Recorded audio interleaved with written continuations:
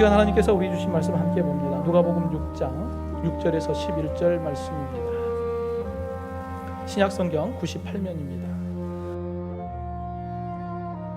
또 다른 안식일에 예수께서 회당에 들어가사 가르치실세 거기 오른손 마른 사람이 있는지라. 서기관과 바리새인들이 예수를 고발할 증거를 찾으려 하여 안식일에 병을 고치시는가 엿보니 예수께서 그들의 생각을 아시고 손 마른 사람에게 이르시되 일어나 한가운데 서라 하시니 그가 일어나 서거늘 예수께서 그들에게 이르시되 내가 너희에게 묻노니 안식일에 선을 행하는 것과 악을 행하는 것 생명을 구하는 것과 죽이는 것 어느 것이 옳으냐 하시며 무리를 둘러보시고 그 사람에게 이르시되 내 손을 내밀라 하시니 그가 그리하매 그 손이 회복된지라. 그들은 노기가 가득하여 예수를 어떻게 할까 하고 서로 의논하니라. 아멘. 여러분, 2024년 6월의 마지막 날에 마지막 예배를 우리가 드립니다. 여러분, 오늘도 이제 반환점을 돌게 됩니다. 여러분, 반환점 돌 때 되면은 지치거든요. 그래서 다시 힘을 얻어서 다시 다름질을 할 수 있는 그러한 새 힘을 주님께서 공급해 주시기를 주님의 이름으로 축원합니다. 제가 보았던 영상 가운데 이런 영상이 있었어요. 마라톤을 하는데 반환점에서 선수들 마실 물을 쭉 진열을 해놨거든요. 근데 맨 앞에 가는 선수가 그 물병들을 다 쳐버리고 마지막 하나 걸 자기가 딱 들고 달리더라고요. 그 다음 영상을 보니까 앞에 달린 선수가 달리다가 물병을 잡아야 되는데 물병을 못 잡고 그냥 지나쳐 버렸어요.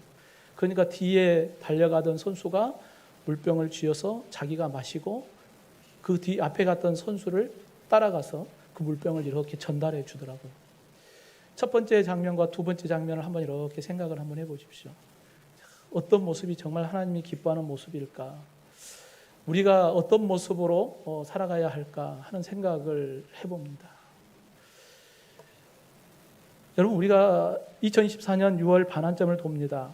혼자 열심히 달려가는 것보다도 서로가 돌아보고 살펴서 함께 가는데 이렇게 뒤쳐져 있는 사람은 없지 않은가 도 보고 또 점검도 하고 하나님과 나와의 관계가 지금 동행하고 있는가, 잘 동행하고 있는가도 좀 살펴보고 하나님과의 관계 또 우리와의 이웃과의 관계 이러한 관계들을 잘 살펴서 2024년 이제 남은 절반의 시간들을 아름답게 세워갈 수 있기를 주님의 이름으로 축원합니다. 여러분, 오늘 이 두 영상의 이야기와 비슷한 내용이 지금 오늘 본문의 이야기와 맞물립니다. 여러분, 율법을 대표하는 서기관과 바리새인들 그리고 복음을 대표하는 예수님과의 이 모습이 오늘 본문에 기록되어 있는데 안식일의 논쟁입니다. 지금까지 예수님께서 행하셨던 삶의 태도가 이 서기관과 바리새인들이 볼 때는 너무나도 밉보였던 거예요. 그래서 갈릴리 저 지방 촌놈 청년 하나가 와가지고 지금 많은 사람들을 현혹하고 또 이 세상을 시끄럽게 하는 이러한 모습 때문에 이 서기관과 바리새인들 입장에서는 눈에 가시였거든요. 그래서 예수님의 공생의 기간을 살펴보면 예수님이 행하셨던 일들이 가르치고 전파하고 고치는 사역을 하셨어요. 그러니까 놀라운 일들을 행하니까 거기에 대해서 어떻게 하면 이 예수라고 하는 청년을 고발할까? 여기에 대한 부분들을 이 서기관과 바리새인들이 찾기 시작합니다. 그리고 오늘 본문에서 좋은 기회가 그들에게 찾아왔어요. 예수님을 고발하기 위하여 마치 덫을 쳐놓은 사냥꾼처럼 노리고 있다가 오늘 드디어 이 본문에서 예수를 이제 잡을 수 있는 근거를 발견할 수 있겠다. 여러분, 오늘을 살아가는 믿음의 성도들, 우리의 신앙의 본질이 어디 있는가를 알지 못하면 이와 같은 유혹이, 이와 같은 어려움이 우리에게 찾아올 때 우리는 쉽게 흔들릴 것입니다. 그런데 오늘 본문에 보면 예수님은 그들의 생각을 이미 아셨으면서도 예수님이 하실 일을 행하시는 것을 보게 되죠. 오늘 생명을 살리는 옳은 일이라고 하는 제목을 통하여서 하나님의 옳은 일이 무엇인가, 우리가 그 하나님의 옳은 일을 잘 분별하고 하나님의 옳은 일을 행하는 믿음의 결단들이 우리 안에 일어나기를 주님의 이름으로 축원합니다. 이를 위해 먼저 우리는 하나님 앞에 예배자로서 온전히 서 있어야 합니다. 여러분, 하나님의 뜻이 무엇인가를 잘 분별하려면 우리가 하나님 앞에 늘 올바로 서 있어야 하지 않겠습니까? 여러분, 누가복음 6장에 보면 안식일에 대한 논쟁이 2번 기록이 되어 있어요. 그때 예수님은 안식일의 본질에 대한 이야기를 해요. 그런데 서기관과 바리새인들은 무엇을 바라보냐면 하나님께서 모세를 통하여 주었던 율법, 603가지의 그 율법을 보는 거예요.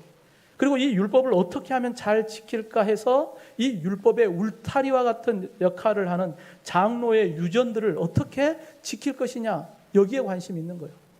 그러니까 예수님은 안식일의 본질에 대한 이야기를 하고 있는 것이고, 서기관과 바리새인들은 어떻게 하면 이걸 잘 지킬 것이냐라고 하는 형식에 대한 부분으로 서로 논쟁이 이루어지게 되죠.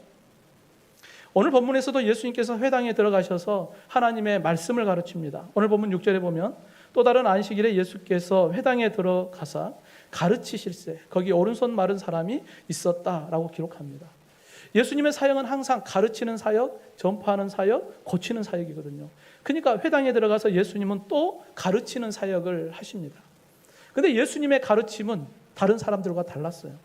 우리가 마태복음 7장 29절에 보면 그 가르치시는 것이 권위 있는 자와 같고 그들의 서기관들과 같지 않다라고 이야기를 합니다.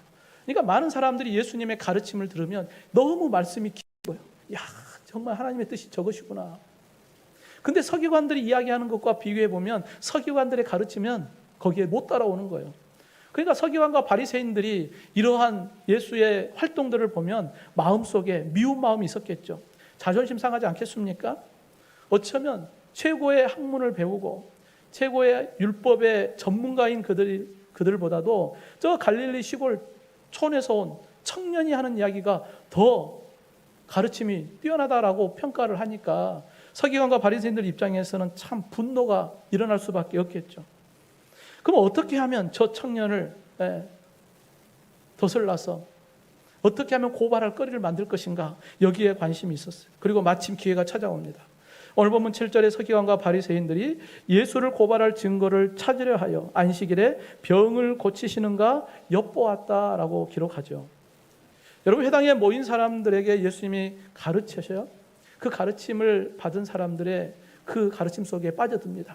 그리고 그 가르침 안에서 결단하게 되고 그 가르침에서 삶의 변화가 일어나요. 그런데 지금 이 예배의 장소에 와 있는 서기관과 바리새인들은 예수님의 가르침을 들으러 온 게 아니잖아요. 어떻게 하면 고발할까? 여기에 관심이 있는 거예요. 그러니까 하나님 앞에 예배하는 예배자의 삶의 태도가 다른 거예요. 오늘 본문에서 엿보다라고 하는 이 원어의 의미가 숨어서 기다리다는 거예요. 어떻게 하면 저걸 고발할까? 그래서 노리고 있는 것이죠.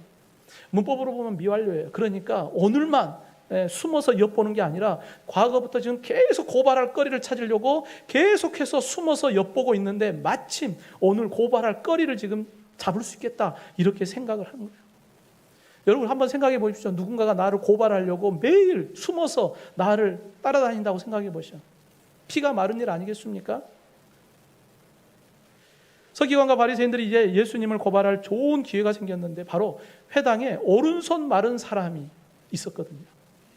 지금까지 예수님을 고발하려고 예수님을 줄줄줄줄 쫓아다 보니까 예수님이 아픈 병자들을 그냥 지나친 적이 없었거든요. 예수님이 다 고치셨거든요. 아, 그래, 저 손 마른 사람도 분명히 고칠 것이다, 이러한 생각을 해보니까 이 기회, 고발할 수 있는 좋은 기회가 될 것이다 라고 하는 생각을 했죠. 오늘 본문 8절에 보면 예수께서 그들의 생각을 아시고 손 마른 사람에게 이르시되 일어나 한가운데 서라 하시니 그가 일어나 서니라. 예수님은 서기관과 바리새인들의 이러한 악한 생각을 아셨다는 거예요. 이미 예수님은 그들의 생각이, 지금 이곳에 모인 것이 그들이 예배하러 온 것이 아니라 나를 고발하려고 악한 생각을 가지고 이곳에 앉아 있구나라는 것을 이미 예수님께서 아신 것입니다. 여러분, 이 시간 우리가 하나님 앞에 나와 예배합니다. 우리의 마음이 하나님 앞에 예배자로 나와서 이곳에서 예배하는 자의 모습이 되기를 주님의 이름으로 축원합니다. 내가 하나님 앞에 나와서 예배하긴 예배하는데 어떤 모습을 하나님 앞에 나와 지금 예배하고 있는가? 여러분, 우리가 한 곳에 다 모여서 예배하지만 성경에 보면 하나님 앞에 예배하는 것이 하나님이 받으시는 예배가 있고 받지 않는 예배가 있단 말이에요. 창세기 4장에 보면 가인과 아벨의 제사를 보면 하나님께서는 가인의 예배를 거부하셨어요. 아벨의 예배는 받으십니다. 그러니까 우리가 하나님 앞에 예배하긴 예배하지만 내가 어떤 마음으로 하나님 앞에 예배하느냐가 매우 중요해요. 내가 예배자의 모습으로 나오는가, 아니면 구경꾼으로 아니면 판단하고 정죄하는 모습으로 나와 있는가? 하나님이 기뻐하는 예배자의 모습이 우리의 모습 되기를 간절히 원합니다. 여러분, 1907년 평양 대부흥운동에 회개운동이 일어납니다. 장대영 교회에서 사경회를 하는데 그날 밤 성령의 역사가 뜨겁게 일어나고, 그리고 길선주 장로로부터 시작을 해서 회개의 역사가 막 일어났어요. 그곳에 모인 사람들이 자신의 죄를 다 고백합니다. 당시 성교보고를 보면 마치 이제까지 자신이 범한 그 극악한 죄를 고백하지 않을 수 없도록 역사하시는 성령의 놀라운 힘에 압도된 것처럼 건장하고 양식 있는 사람이 견딜 수 없이 통회하며 몸부림치는 것을 보는 것은 매우 감동적이었다. 그날 많은 사람들이 사기, 공금횡령, 그리고 실제적인 도둑질을 고백하였다. 이곳에 모인 사람들이 하나님 앞에 온전한 예배를 드릴 때 성령의 놀라운 역사가 일어난 거예요. 당시 순사였던, 오늘로 말하면 경찰이죠. 범인을 잡아야 되는데 범인을 잡을 수 없는데, 야, 장대현 교회 가면 자신들이 지은 죄들을 다 고백하더라. 그러니까 이 순사가 어떤 생각이 들어요? 야, 범인, 내가 그곳에 가서 자기 죄를 고백하면 그 사람들이 하는 죄를 내가 기억했다가 그 사람들을 다 잡아야겠다. 그 생각을 가지고 순사가 그 예배에 참석을 했어요. 근데 놀라운 일이 일어나죠. 이 순사가 성령이 충만하니까 자신도 죄인인 걸 고백하고 자신의 죄를 고백하면서 예수를 영접하는 삶의 변화가 일어나기 시작합니다. 여러분, 이게 바로 예배입니다. 예배자의 삶의 모습은 바로 이와 같은 삶의 모습이 하나님이 기뻐하는 온전한 예배입니다. 똑같은 곳에 함께 예배하지만 서기관과 바리새인들처럼 어떻게 하면 예수를 고발할까? 이러한 마음으로 모이는 것이 아니라 우리가 하나님 앞에 하나님의 말씀을 듣고 그 말씀의 뜻을 깨달아서 하나님의 뜻이 무엇인지를 잘 분별하여서 온전히 하나님의 온전한 그리스도인의 삶으로 살아가려고 날마다 우리의 삶이 변화되어야 하지 않겠습니까? 사랑하는 성도 여러분, 하나님을 예배하는 자, 오직 예수 그리스도 안에서 새 생명을 얻은 우리에게 주신 예배는 특권입니다. 그 예배는 우리에게 주신 축복입니다. 그 예배 자리에서 영과 진리로 하나님을 예배하며 참된 예배자로 살아가는 저와 여러분 되기를 주님의 이름으로 축원합니다. 또한 성도는 주의 사랑으로 생명을 품는 자예요. 여러분, 서기관과 바리새인들이 지금 예수님께서 오른손 마른 자를 고치는가, 그걸 고발하려고 지금 엿보고 있단 말이에요. 예수님은 이미 그들의 생각을 다 알고 계셨어요. 그런데 예수님이 하신 일은 그 손 마른 사람을 한가운데로 오라라고 이야기해요. 그곳에 서라. 모든 사람들이 다 보았겠죠. 여러분, 한번 생각해 보십시오. 참 예수님 융통성 없죠? 그죠? 이미 그들의 생각을 다 알고 계시잖아요. 그러면 조금만 참으면 되잖아요. 안식일이니까 안식일이 지나면 괜찮잖아요. 그냥 조금만 참으면 되거든요. 아니면 아무도 보지 않는 곳에 가서 몰래 이렇게 하셔도 되잖아요. 근데 예수님은 그러지 않아요. 많은 사람들이 보는 가운데 서서 예수님께서 그 병을 고치십니다. 참 고집이 세죠. 그죠? 여러분, 서기관과 바리새인들에게 미움을 받고 생명의 위협까지 당하는 그 빌미를 지금 제공하고 있는 것이거든요. 예수님이 참 지혜롭다 하기는 참 그래요. 어떻게 예수님께서는 이 불의한 자들 앞에서 잠깐만 눈 감으면, 조금만 타협하면 당시에 최고의 권력을 가지고 있는 그 사람들의 눈에서 좀 자유로울 수 있을 텐데 예수님은 왜 그 길을 선택하지 않으셨을까? 여러분, 오늘 본문 9절에 보면 예수님께서 그들에게 이르시되 내가 너에게 묻노니 안식일에 선을 행하는 것과 악을 행하는 것, 생명을 구하는 것과 죽이는 것, 어느 것이 옳으냐라고 물으십니다. 여러분, 질문이 간단하죠. 안식일에 선을 행하는 것과 악을 행하는 것, 생명을 구하는 것과 죽이는 것, 어떤 것이 옳으냐? 답은 쉽게 나오죠. 선을 행하는 것, 생명을 살리는 것, 당연하죠. 그죠? 여러분, 이 질문을 다시 한번 잘 생각해 보면 선을 행하는 것과 행하지 않는 것, 생명을 살리는 것과 생명을 살리지 않는 것, 이렇게 묻는 게 아니에요. 완전한 극과 극을 이야기하는 거예요. 선을 행하는 것과 악을 행하는 것, 생명을 살리는 것과 생명을 죽이는 것. 우리는 적당한 것을 원하잖아요. 적당하게 탈될 것 같잖아요. 그들의 생각을 아시잖아요. 그러니까 예수님께서 적당하게 선을 행하는 거 그냥 안 하면 되잖아요. 생명을 살리는 거 그냥 안 하면 되잖아요.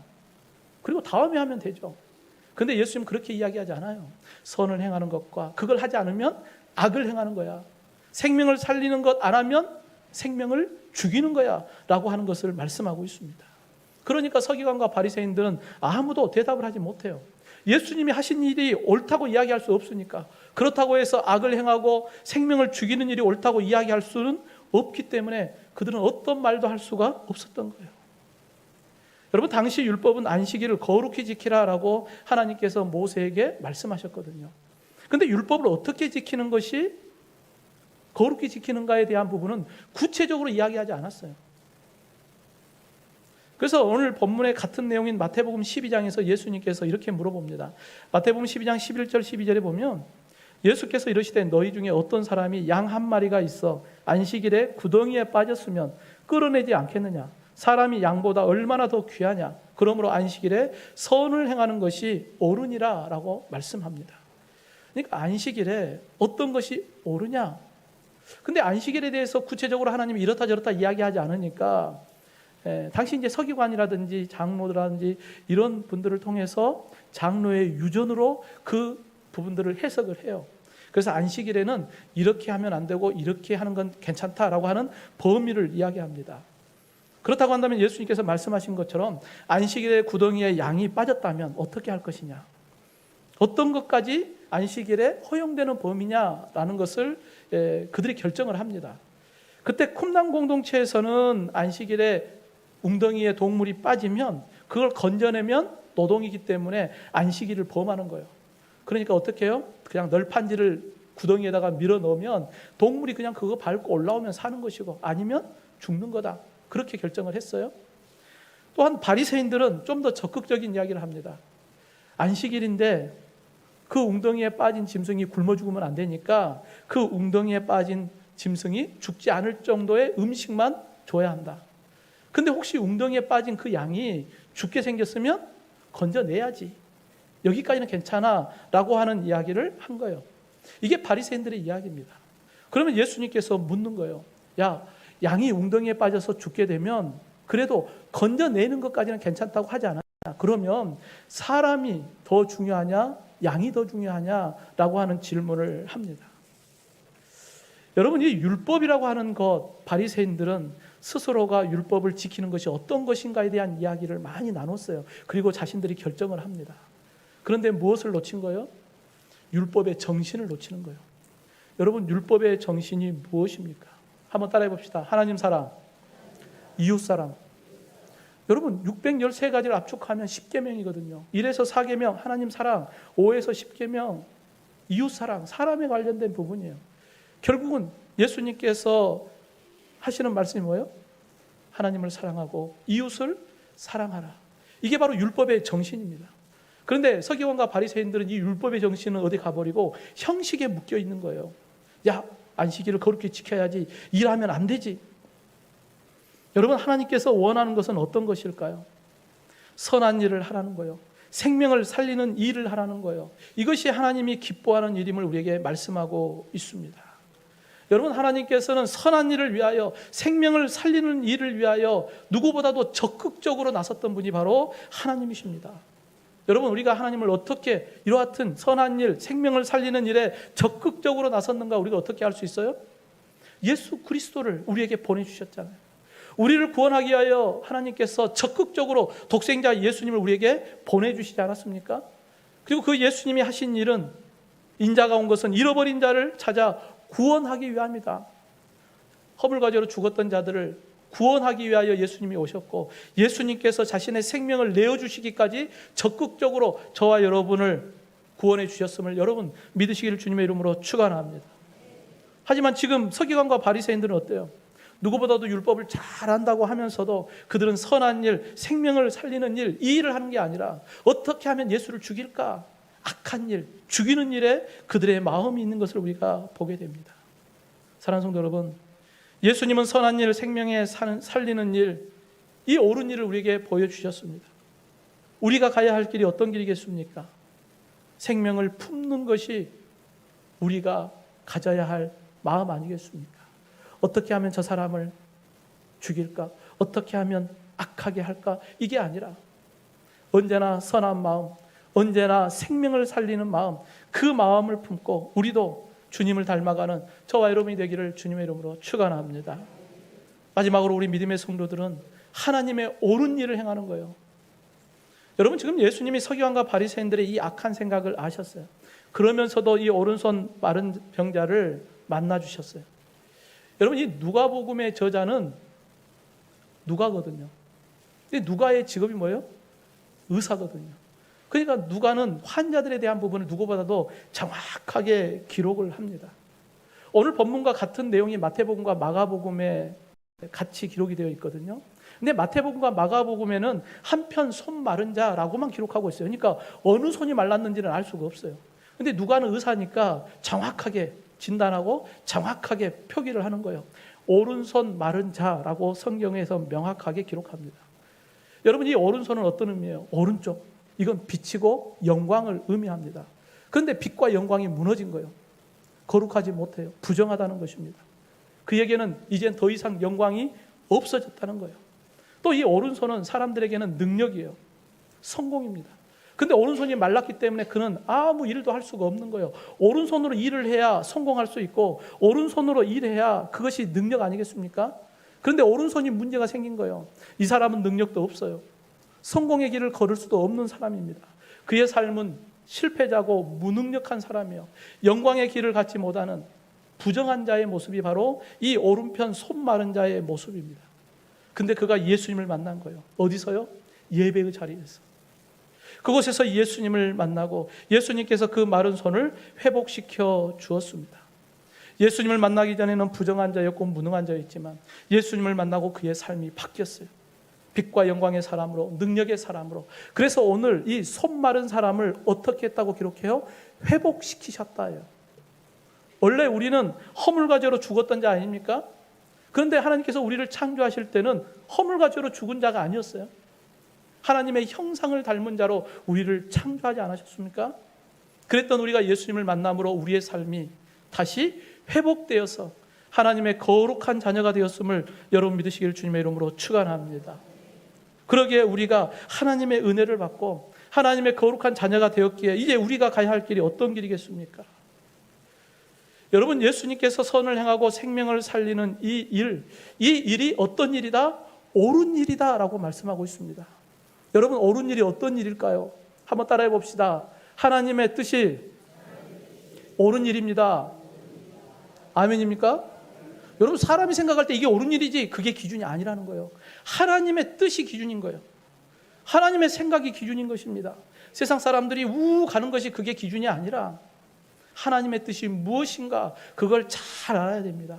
그래야 우리가 옳은 길을 갈 수 있기 때문입니다.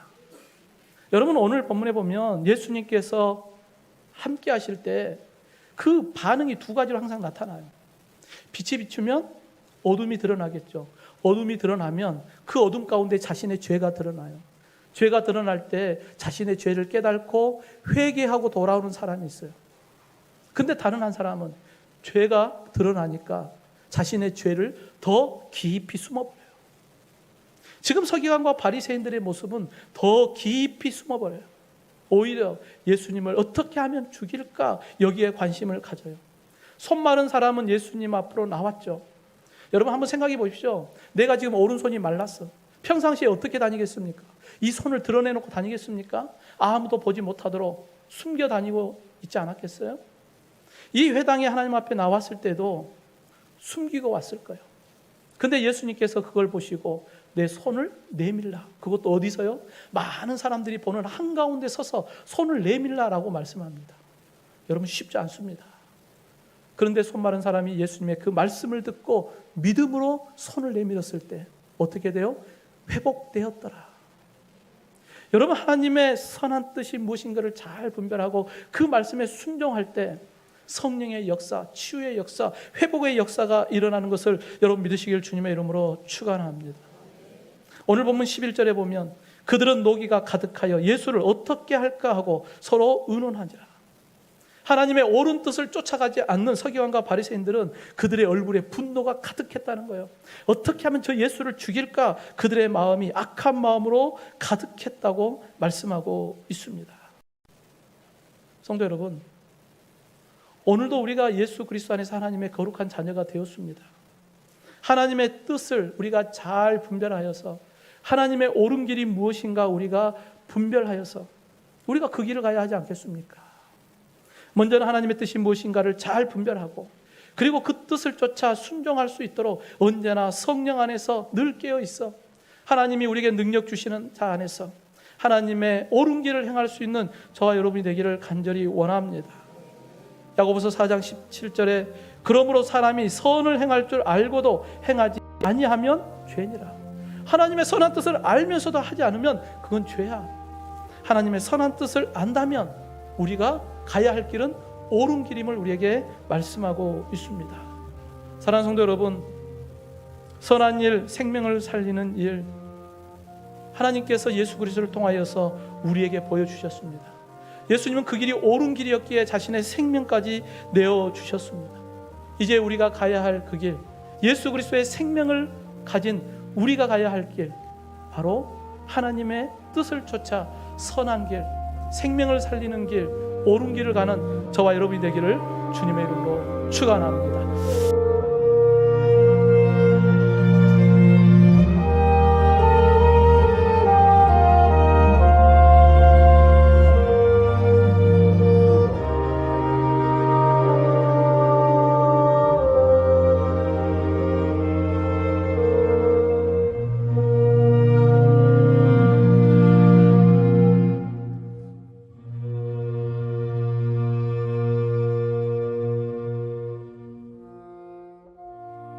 또 다른 안식일에 예수께서 회당에 들어가사 가르치실세 거기 오른손 마른 사람이 있는지라. 서기관과 바리새인들이 예수를 고발할 증거를 찾으려 하여 안식일에 병을 고치시는가 엿보니 예수께서 그들의 생각을 아시고 손 마른 사람에게 이르시되 일어나 한가운데 서라 하시니 그가 일어나 서거늘 예수께서 그들에게 이르시되 내가 너희에게 묻노니 안식일에 선을 행하는 것과 악을 행하는 것, 생명을 구하는 것과 죽이는 것 어느 것이 옳으냐 하시며 무리를 둘러보시고 그 사람에게 이르시되 내 손을 내밀라 하시니 그가 그리하매 그 손이 회복된지라.